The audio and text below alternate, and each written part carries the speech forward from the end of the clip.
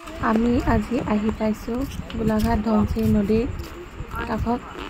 আপোনালোকে নিশ্চয় শুনিছে অসমত বানপানীৰ কাৰণে কিমান সমস্যা হৈ আছে। আমাৰ ঘৰো নদীৰ কিনাৰৰ ওচৰতে।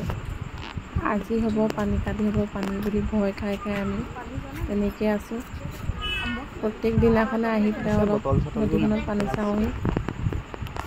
কালি ইয়াতে এজন মানুহ খৰি ধৰিবলৈ আহি পেলাই পৰিছিলে, ডুবি গৈছিলে বহুত দূৰ। পাৰত যদি মানুহে নাথাকাহেঁতেন তেখেতে কালি প্ৰাণ হেৰুৱাবলগীয়া মৰি যায়। ভূতৰ চিনেমা লাগিলে ধ্বংস চিনেমা কেমেৰামেন মানুহৰ কষ্ট হৈছে, বহুত মানুহৰ দুখ হৈছে। কেমেৰা ধৰি থাকিব এই বিপদৰ পৰা আঁতৰি থাকিব পাৰোঁ।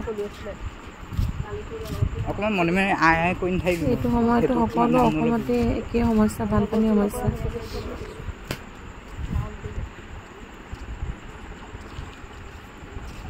এইটো মোৰ প্ৰথম ব্লগ। মই বানপানীৰ সন্মুখীন হোৱাৰ বাবেই বনাইছোঁ ব্লগটো। জানি নাজানি যদি কিবা ভুল হৈছে আপোনালোকে ক্ষমা কৰিব।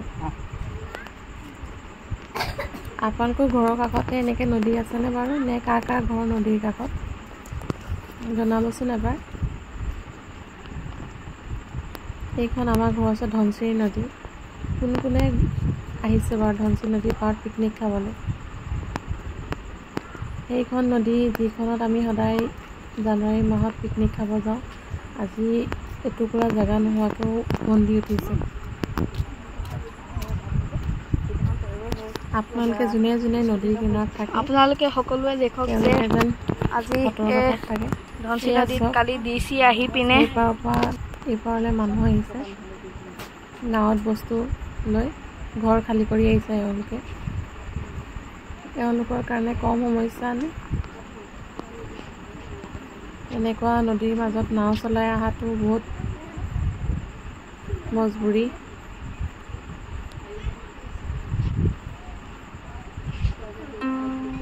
চৰকাৰৰ ফালৰ পৰা কোনো সহায় সুবিধা নাই এনেকুৱা মানুহৰ বাবে।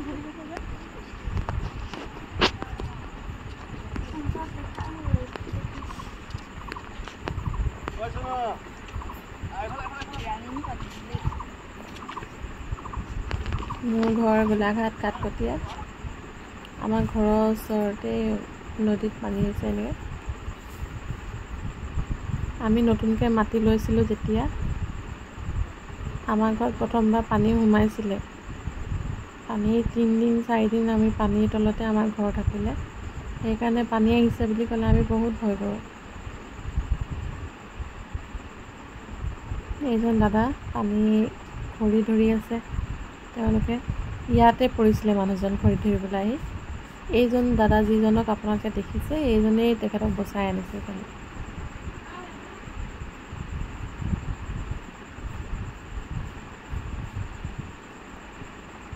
ক'বলৈ খুব সহজ, কিন্তু যিজনে ভুগিছে সেইজনে নিশ্চয় গম পাইছে।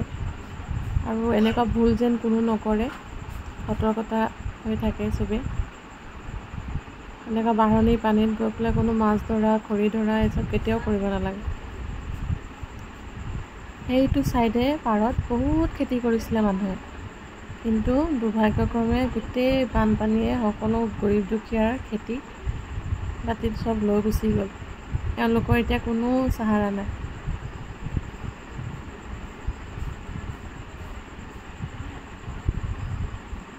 দেখিবলৈ হয়তো বহুত ভাল লাগিছে, কিন্তু এইটো যিখিনি পানী আমি নাপালে পিয়াহত মৰি যাওঁ, সেইখিনি পানী ৰুদ্ৰ ৰূপ।